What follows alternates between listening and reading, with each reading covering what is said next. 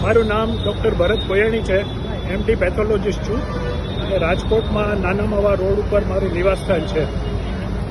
રાજકોટના એ જ રોડ ઉપર જે દુર્ઘટના બની એના અનુસંધાને છેક વડગામથી આપણા ધારાસભ્ય શ્રી જિજ્ઞેશભાઈ મેવાણી આવ્યા છે. ઉપવાસ ઉપર 72 કલાકના ઉતર્યા છે. બાજુમાં ચાણસમાંથી છેક કોંગ્રેસના અધિકારીઓ આવ્યા છે, જનસામાન્ય બહારથી આવ્યા છે. પણ રાજકોટનો જે રિસ્પોન્સ હોવો જોઈએ એ હજુ સુધી દેખાતો નથી.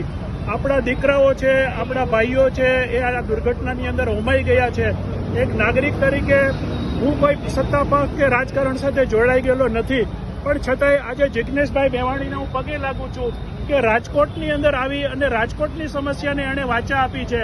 મારી સૌ નાગરિકોને અને રાજકોટના આગેવાનોને નમ્ર અપીલ છે કે આ મુદ્દે આવી તમે અહીંયા બેસો થોડી વાર, અથવા તમે તમારી પોતાની રીતે આંદોલન ચલાવો તો પણ વાંધો નથી. એટલે મારી આપને નમ્ર અપીલ છે કે આ જે લોકો અવસાન પામ્યા છે, જે દુર્ઘટના છે, એની યોગ્ય તપાસ માટે જિજ્ઞેશભાઈ આવ્યા છે, એમને સાથ અને સહકાર આપો. આભાર.